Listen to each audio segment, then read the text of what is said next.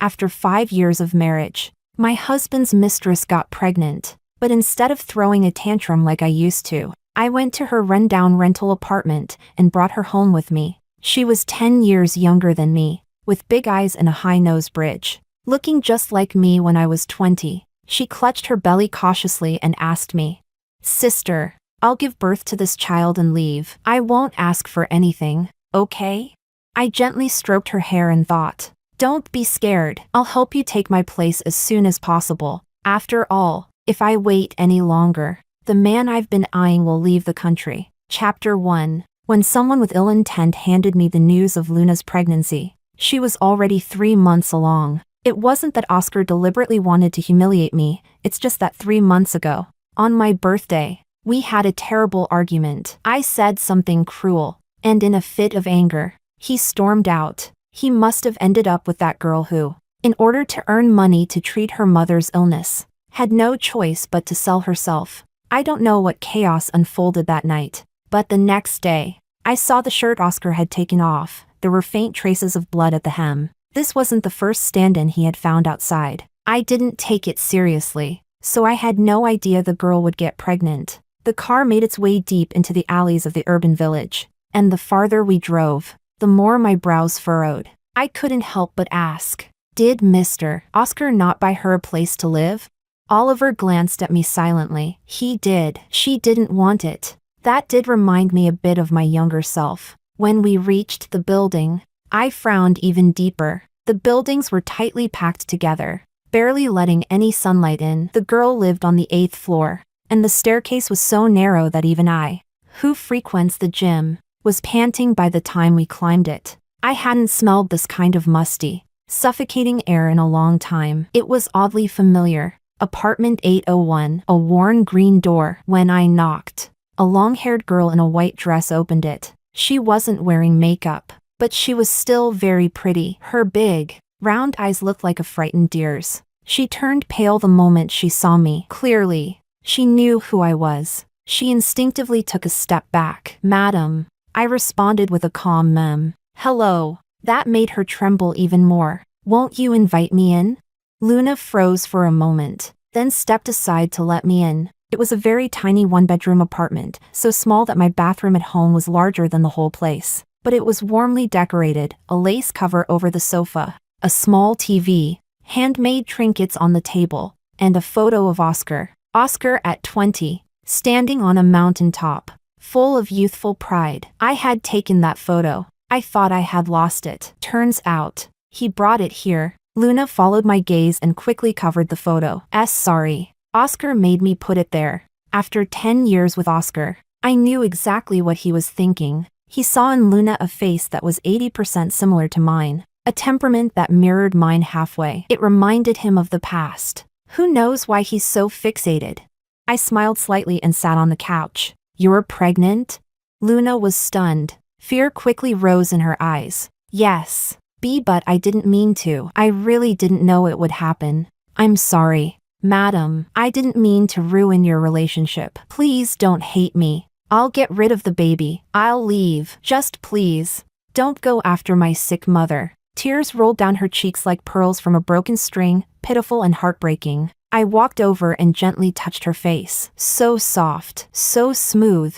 "Why are you crying? I never said I'd make you get an abortion." Chapter 2. I brought Luna back home. On the way back, Oliver hesitated to speak. "Madam, this might not be a good idea. Shouldn't you talk to Sir first? Otherwise, when he comes back from his business trip in a few days, he might get angry." "He won't. Or rather, he wouldn't dare." The car drove through the towering gates, past the vast garden, and stopped at the main entrance. Luna was so frightened. She clutched her belly and burst into confused tears like a terrified chick. "Madam, I beg you, please let me go. My mother is in the final stage of kidney failure and still waiting for me to raise money for her treatment. If it weren't for the money, I would have never approached Oscar. I was wrong.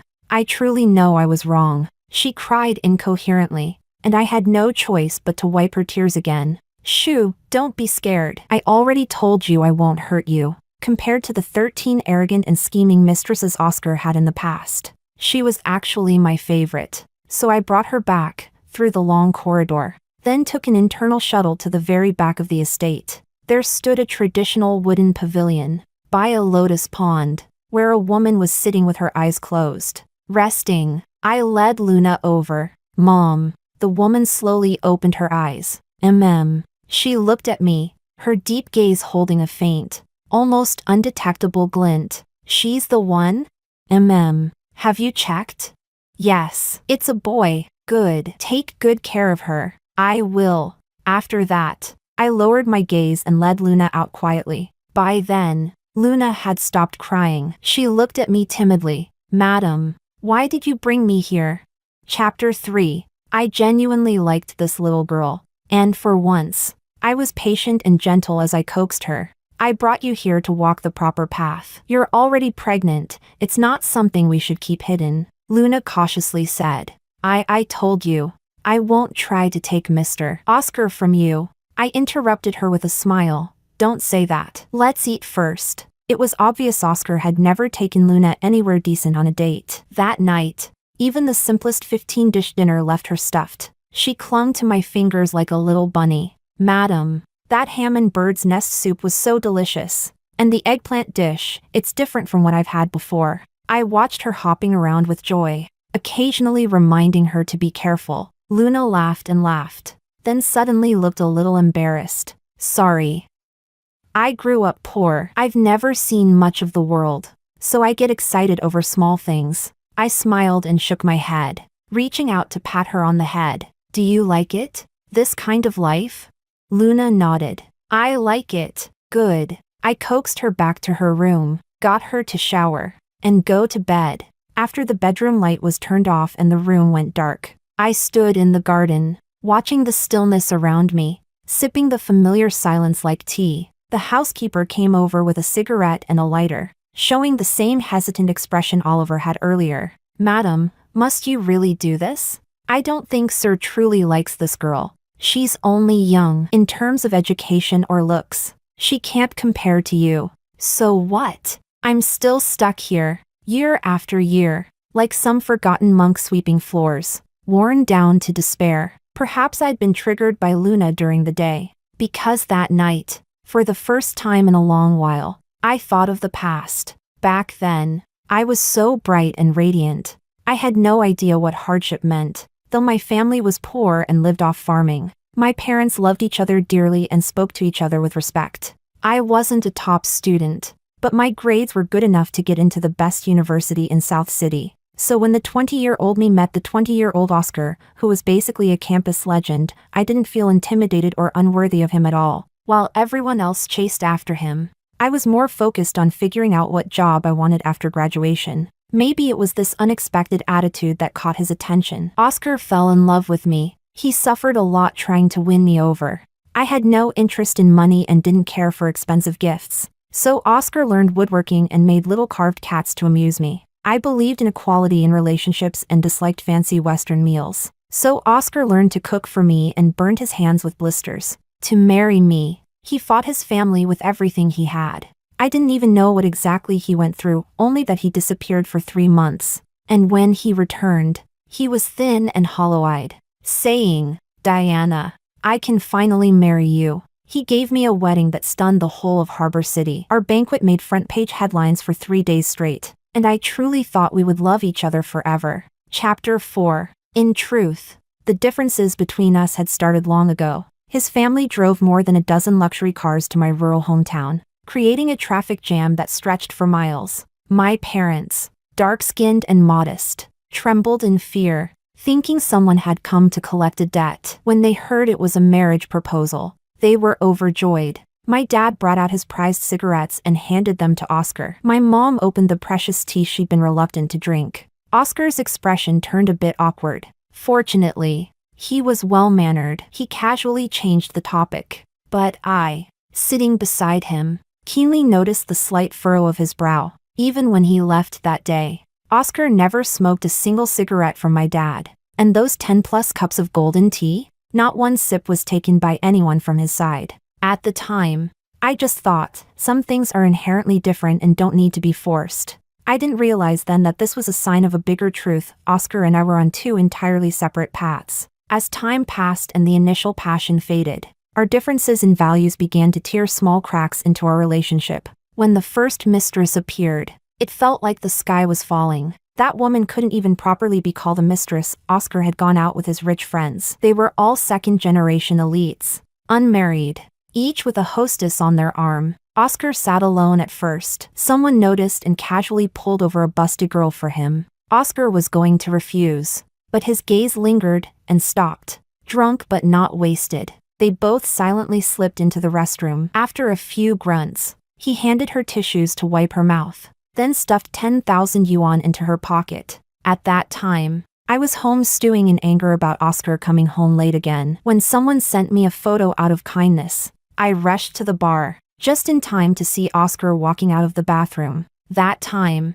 we had a massive fight. I scratched his face in front of all his friends. A reporter caught it and it ended up in the gossip pages. Oscar paid to have the story buried and didn't come home for a month. Eventually, he relented and came back to apologize. It was probably his first time apologizing to someone in his own home. His expression was subtle, and he tried his best to coax me. I cried over and over again. The next day, my mother-in-law, who had never liked me, found out. She gave me a cold glance and simply said, "Handle yourself wisely." I didn't understand it then, not until the second, third, 13th mistress appeared. Every time, I cried. Every time, I made a scene. The 13th one, coincidentally, I discovered the day before my birthday. I nearly collapsed from the rage. The 14th was Luna, but this time, I didn't cry. I even brought her home. Oscar, who had been away on a long business trip, finally caught wind of what happened and rushed back in a panic. Chapter 5. When Oscar arrived, it was already nighttime. Luna and I had finished dinner. We were both in our pajamas, leaning on the sofa watching TV. Luna was truly like a child. She actually liked Tom and Jerry. Hugging a bowl of fruit, she giggled and said to me, "Sister, look at that cat. It's so stupid. It's been bullied so many times and still doesn't know how to dodge." Yes, so stupid, falling for the same trick again and again. I smiled along with her. When I looked up, I met Oscar's cold, shadowed eyes. It had been so long since I had really looked at him, and just as long since he had looked at me. Now that I finally did, I noticed faint wrinkles forming at the corners of his eyes. He frowned and glared at Luna. "Who told you could come in here? Get out." The person in my arms flinched in fright. I shot back at him. "What are you yelling for? Be careful not to scare the child." "Oscar," he gritted his teeth. "Who said that child is mine? And even if she is pregnant, she can get an abortion. There's no need to give birth." The killing tone in his voice made Luna tremble violently. I reached over to gently pat her back, signaling her to go to bed first. Luna hesitated, clutching at my sleeve in fear. "It's fine. He doesn't bite. He's just talking. Go to bed. Pregnant women should sleep early." Only then did Luna leave, taking a few steps, turning back every time. Her clinginess made Oscar laugh out of sheer frustration. "You really don't care anymore, do you? So magnanimous now. Huh? Diana, should I applaud you?" I smiled calmly. "Oscar, you kept finding woman after woman. Wasn't it all just to test my limits? I know this circle. Your friends, your business partners, even your father and uncles, they all have stable wives at home and colorful flags waving outside. You used 13 women to grind down my pride, just so you could reach this point. I admit it, you've won. Honestly, I didn't understand at first. Before marriage, his heart and eyes were full of me. He would defy the entire world for me. How did that man suddenly turn into this stranger? Until the day before my birthday, Oscar gave me a slap in the face. Literally, a slap that woke me up completely. So when I spoke softly now, Oscar was genuinely shocked. He pressed his lips together, his gaze flickering uncertainly. 3 months ago, you were threatening to slit your wrists, and now you say you've figured it out. I have. I said, "Diana, tell me the truth." "This is the truth." Oscar took a deep breath. "Fine. Great. Then I'll give you what you want, tonight. I'll sleep with her." I nodded. "Sure, but remember to be gentle. The doctor said her pregnancy's stable. so intercourse is allowed in moderation. Oscar turned and stormed out, the gust of cold wind following behind him. I looked quietly out the window. The weather had changed. Chapter 6. Oscar moved back into the villa. Ever since I blew up over his 8th mistress, Oscar, annoyed by my drama, had moved out. Other than the 1st, 15th, and holidays, I was left alone in this big, empty house. His face wash and shaving cream had long since expired. I had the housekeeper do a last-minute shopping run, so I wrote up a list and showed it to Oscar. He was in the middle of preparing formula for Luna, scooping spoon after spoon into the cup. It gave me a headache just watching. That's too much. It won't dissolve properly. Oscar shot me a look. It'll dissolve just fine. Fine. Whatever. I handled all the chores, from daily housekeeping to arranging a kidney transplant for Luna's mother. Finally, just as I sat down, my phone buzzed with a notification. 1 million yuan has been deposited into your account. I didn't cry or impulsively transfer it back like I used to. Instead, I called my assistant. Go check if that pink diamond ring from last time is still available. I want to buy it. Oh, and after buying it, have all the previous ones sent to the overseas bank vault. Paris. Yes, you handle the details. Once I got the reply, I was just about to eat when Oscar came downstairs with Luna in his arms. His face was still dark. You got something going on today? There's an award ceremony at the university. Oh, more of that funding students with your girlfriend's charity thing?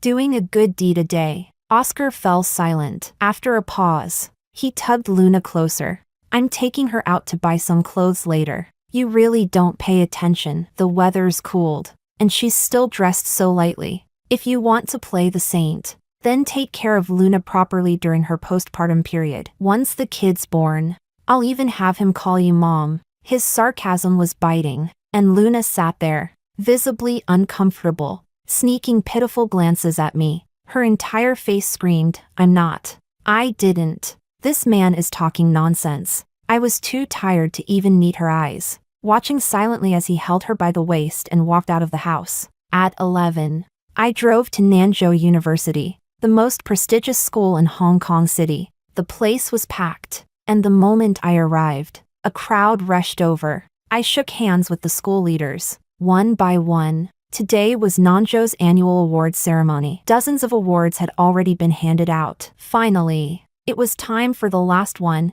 Student of the Year. When the host read the name, I squinted slightly. Gabriel. He was a legend on campus, top of every entrance exam, a string of prestigious awards in computer science at a young age. Not only did he look like a manga character, with a cold personality to match, but he also carried the underprivileged student aura, beautiful, talented, and modest. Even when the principal announced the prize money, Gabriel didn't flinch, until he saw me, walking up to the stage with the trophy. His eyes lifted, a subtle spark flickering in them, as he spoke in a deep, steady voice. Sister, I smiled, handed him the trophy, and gently squeezed his palm. I'm here. Chapter 7. I first met Gabriel on a rainy night 3 months ago. After a huge fight with Oscar, he stormed off to find Luna, and I grabbed my purse and stormed out too. I thought, since he's going off the rails, I might as well do the same.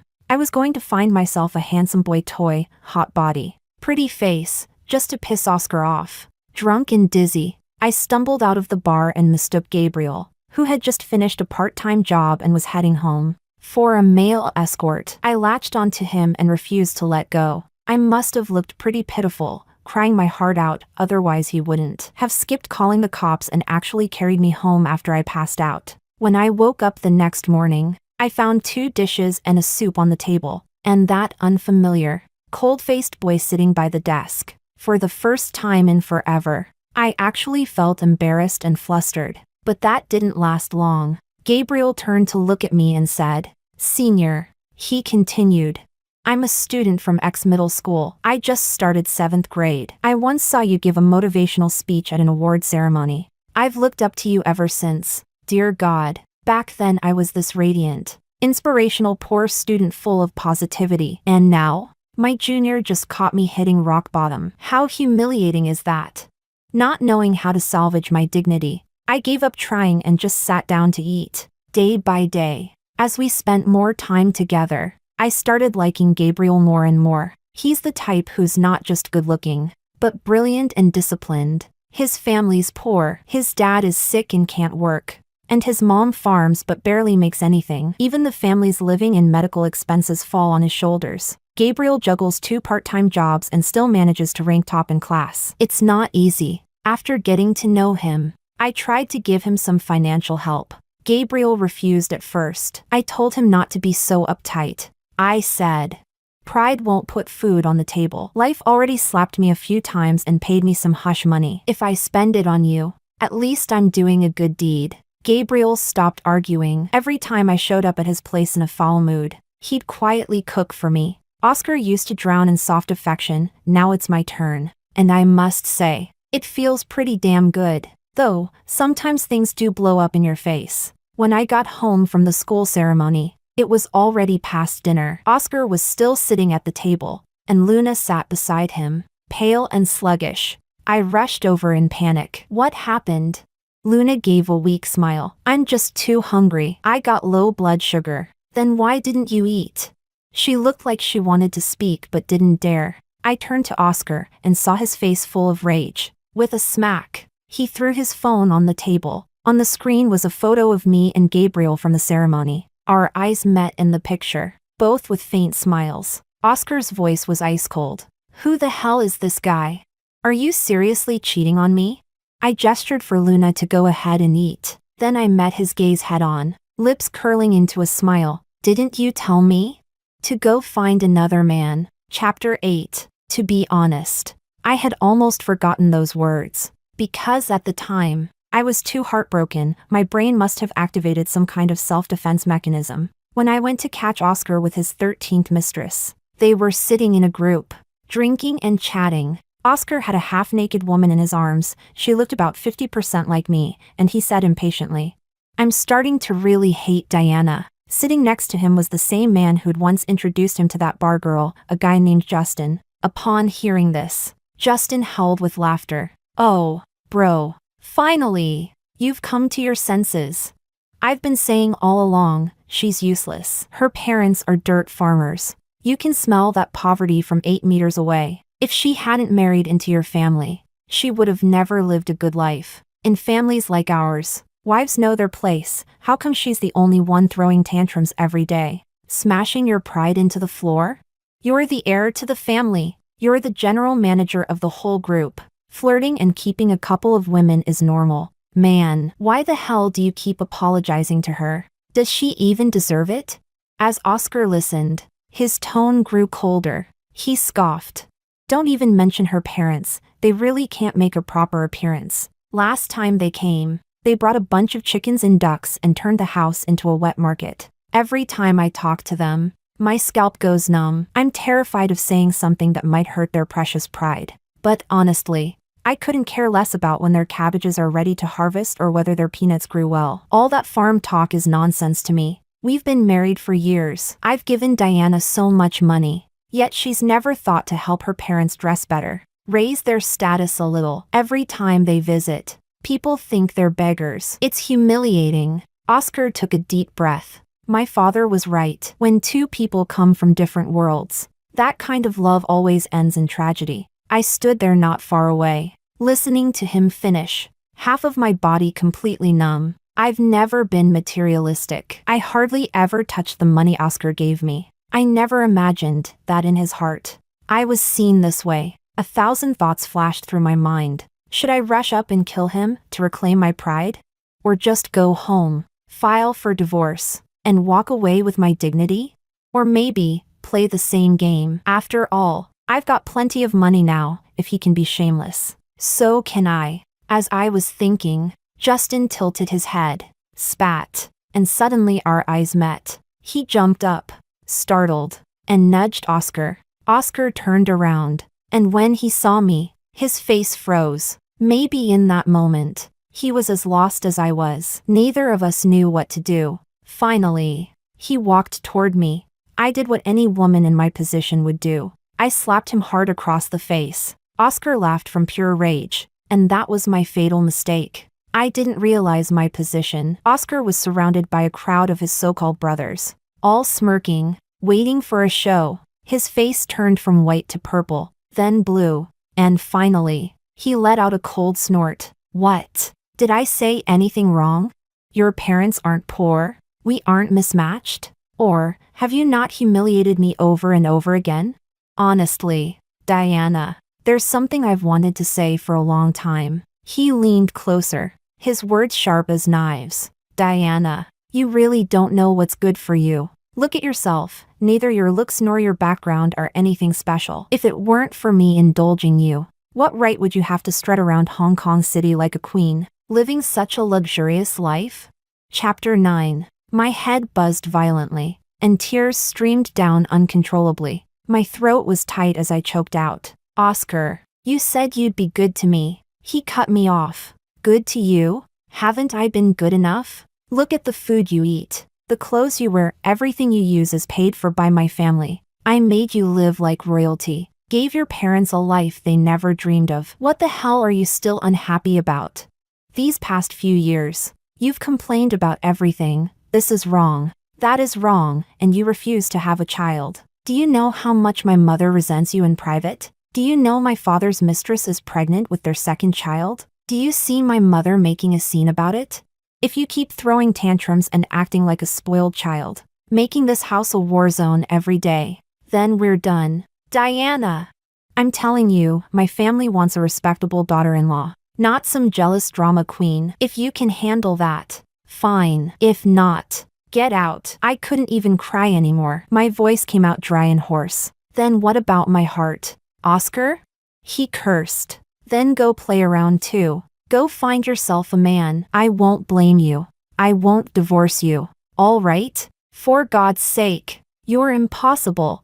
That night, he went straight to Mistress number 13's place. He even sent me a picture of their bed, proudly lit up and mocking. I sat numbly in our bedroom, listening to the faint sound of birds outside in the quiet night. And suddenly, I remembered my mother-in-law's words, behave yourself. Right. How could I have been so blind before? Everything I had was granted by Oscar's charity. Between us, there was never equality, not in the eyes of the world, not even in his heart. Oscar's love for me was like foam on water, gone with the slightest breeze. I sat there all night, motionless. By morning, I had a fever. It happened to be my birthday. Oscar came home that evening, pretending as if nothing had happened. He spoke softly, as if the cruel man from last night had never existed. After dinner and a shower, he tried to take off my clothes. I'd spent the whole day brainwashing myself, telling myself to be the perfect socialite wife, the dutiful ornament of a rich man's home. But when I saw the marks that another woman had left on his body, I couldn't hold it in. I vomited. Right there, all over his lower body. His face went dark as stone. When he realized what my reaction meant, he coldly dressed and left without a word. I sat for a long time, realizing I couldn't even be a good tool anymore. Something in my mind snapped. I went to the bathroom and slit my wrists. By pure chance, Oscar had forgotten his phone and came back. He found me bleeding, and without a flicker of emotion, called emergency services. He transferred me some money, glanced down at me with cold indifference, and said, "Go find yourself a male model to vent with. Diana, I won't blame you. And stop with this dying for love nonsense. It's disgusting." Chapter 10. I calmly said the words, and Oscar's expression instantly changed. He took a deep breath and growled, "I told you to find a male model, not a male student." I smiled. Why? Scared the student has better skills than you, and I might fall for him instead? Bullshit. I'm afraid you'll get into trouble. Oh, I think it's better than a model. Unlike you, I don't sleep with everything that moves. I'm careful, not looking to catch a disease. Oscar clenched his jaw. So, you slept with him? Sure did. That sentence seemed to fry his nerves. He grabbed the dishes off the table and smashed them to the floor, one after another. Then he stormed over, grabbed my chin, and slammed me against the wall. He leaned in, our noses barely an inch apart. We hadn't been this close in ages, and yet all I felt was disgust. I fought the urge to gag and kept laughing. Oh, isn't this what your family does? Why the tantrum now? Oscar, you're pathetic. You dish it out but can't take it. What a loser. Oscar stared at me, his eyes suddenly turned red. For the first time in so long, he choked up. Don't talk like that. Diana, don't look at me like that. Yell at me, will you? Or curse me out. Hit me. Let's fight. Come on. He seemed flustered, though I couldn't tell what exactly he was panicking about. I gently patted his shoulder. What are you saying? How could I hit my dear husband?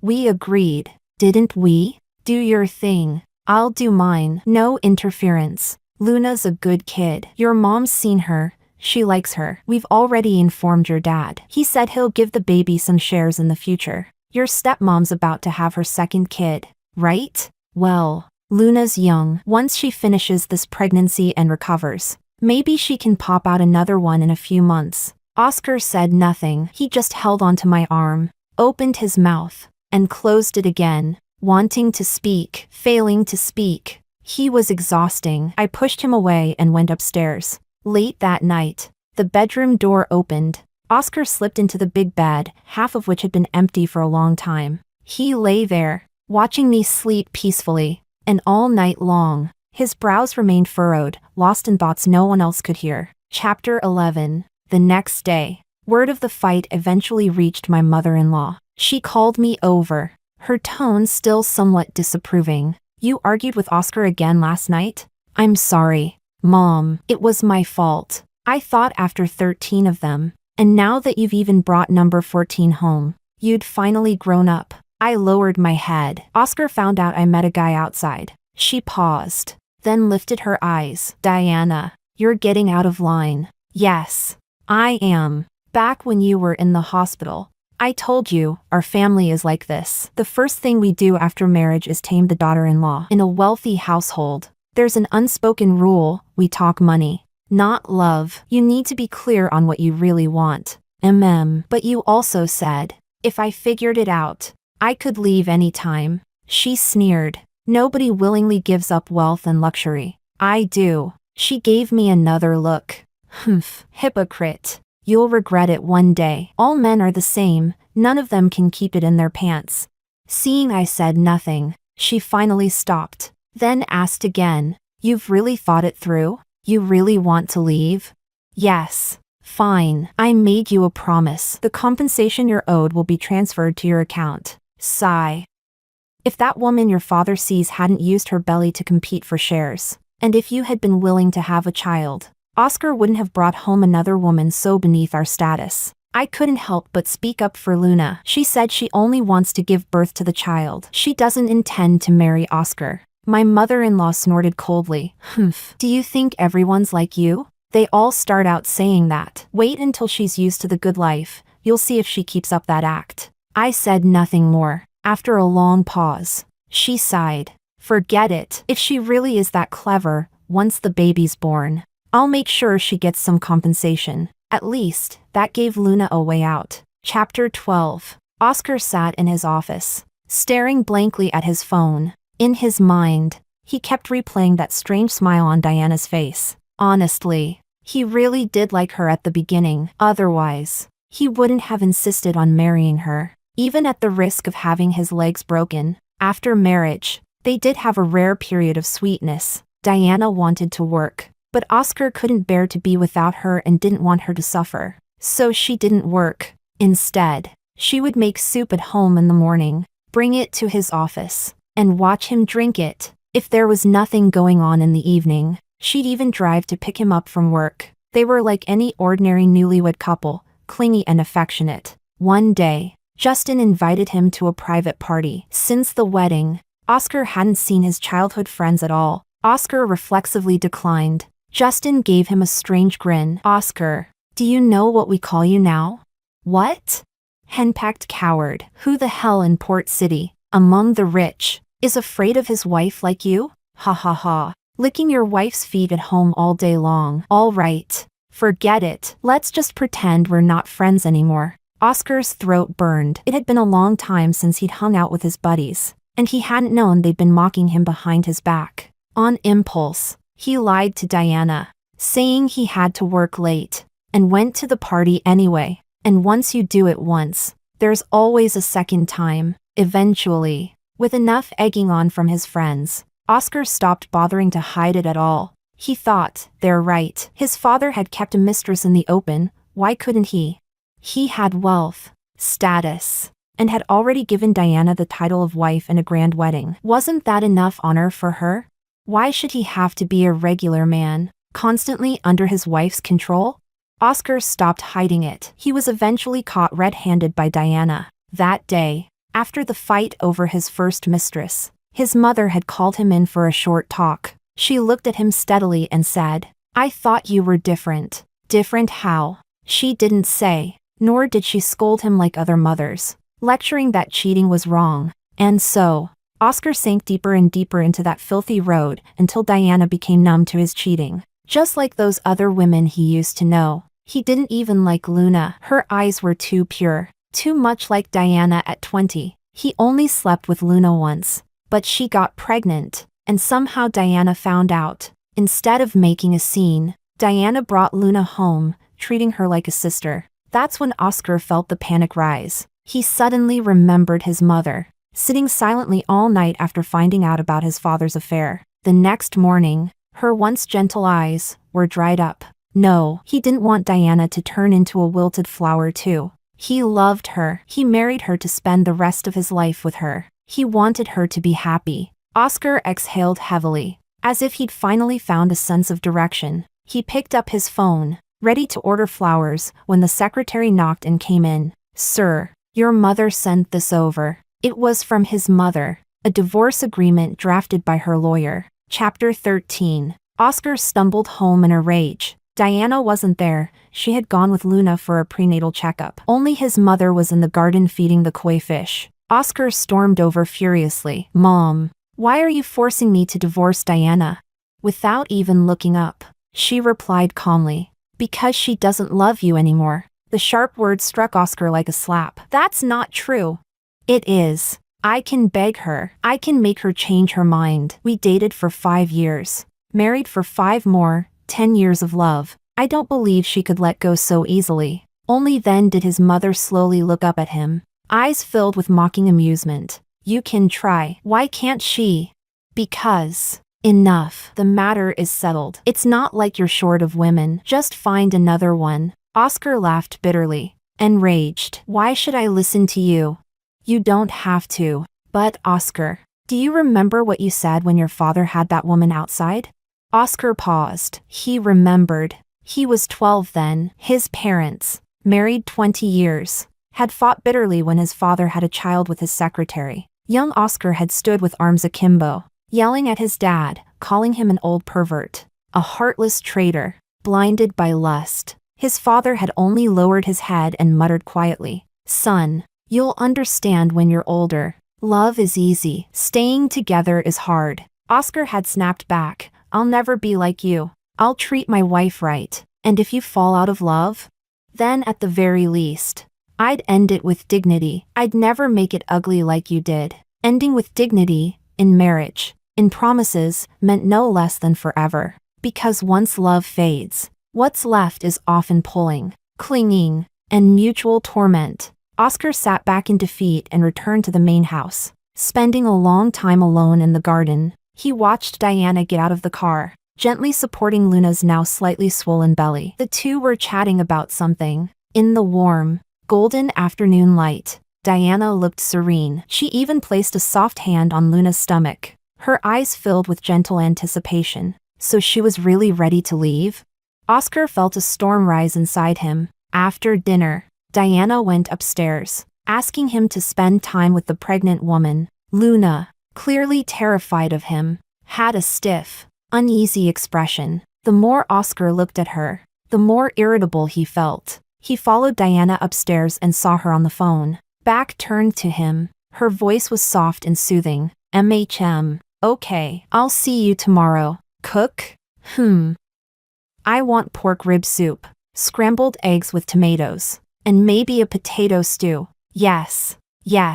You're the best cook in the universe. It's always delicious." "Okay, see you tomorrow." Oscar's chest tightened with jealousy. Diana used to cook those same homey dishes until the bar incident. She never cooked for him again. He knocked hard on the door, startling Diana into turning around. When she saw it was him, her face dropped instantly. Oscar said stiffly, "I'm hungry. Get the chef to make you a snack. I want your cooking. It's too late. You haven't cooked for me in forever."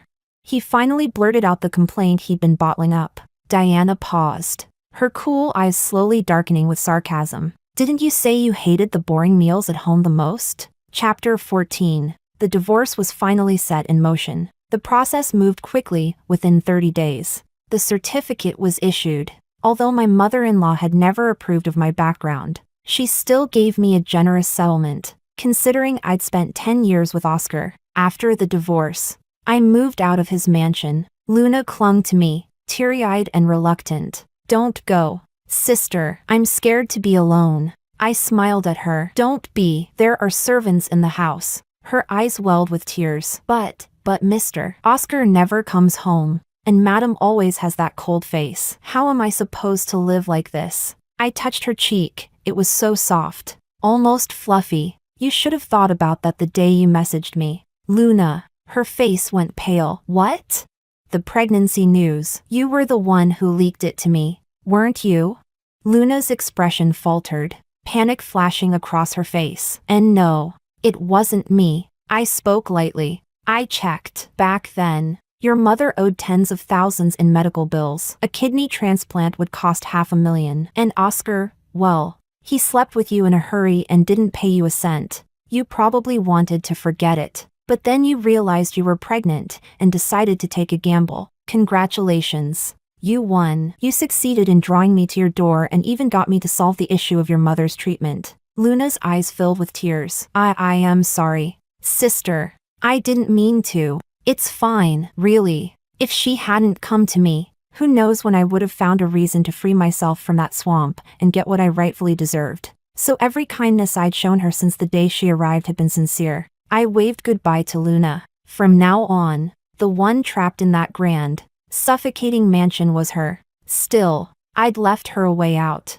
Whether she'd live like a quiet shadow or rise above it, that would depend on the choices she made from here on. Chapter 15. Before heading to Paris with Gabriel, I went home for a visit. My parents no longer farm. Not long ago, I paid to build them a large courtyard house in our hometown, though not as luxurious as Oscar's family estate. Life there was still quite good. When they heard I'd divorced, they stayed silent for a long time. In the end, they said nothing. It wasn't until I was leaving that my father patted my shoulder and said, "We were the ones who failed you." How could I blame them?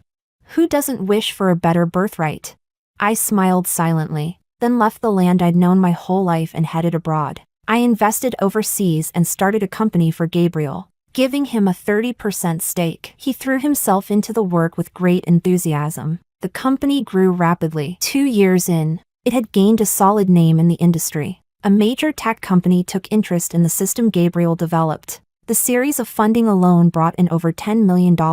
Just like that, I officially became part of the wealthy circle. Naturally, I began to attract whispers and speculation. To avoid trouble, I had Gabriel buy me a plain band ring. When he slipped it on my finger, he chuckled.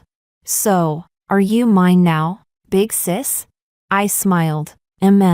For now. What comes after, I don't know. Love is no longer the center of my life, aside from the occasional shopping trip or reading day.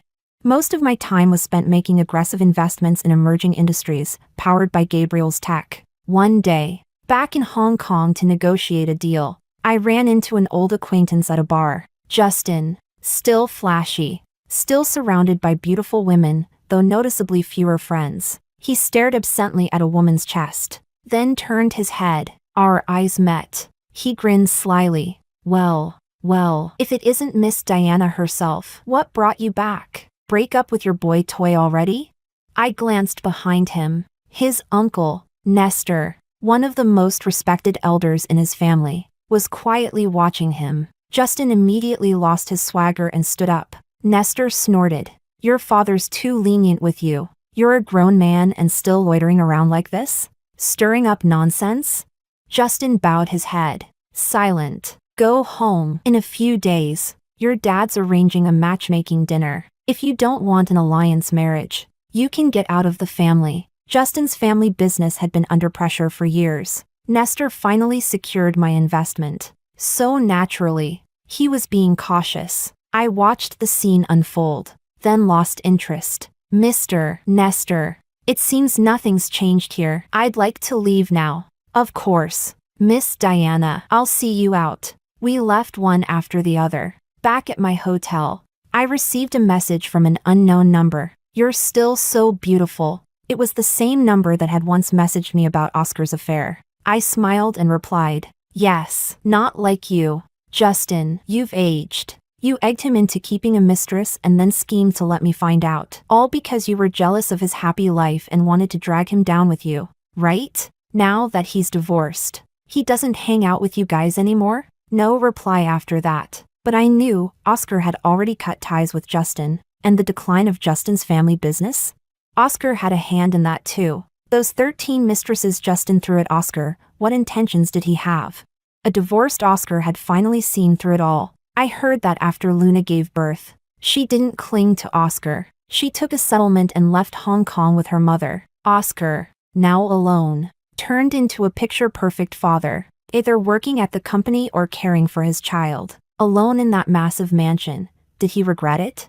I don't know, but I do know his family is currently arranging a new marriage for him. Before I left Hong Kong, Oscar came rushing to see me. We saw each other across the street. He had matured. When he saw me, his eyes softened, emotions welling up. He opened his mouth to speak. I raised a finger to my lips. Shoo. No apologies needed. No justifications. No more words. From young lovers to midlife strangers. Leaving without disturbing each other, that's the final grace. The car drove farther and farther. In the rearview mirror, I saw Oscar quietly wipe the corner of his eye. Funny thing is, I did the same. But life is long, and we keep moving forward.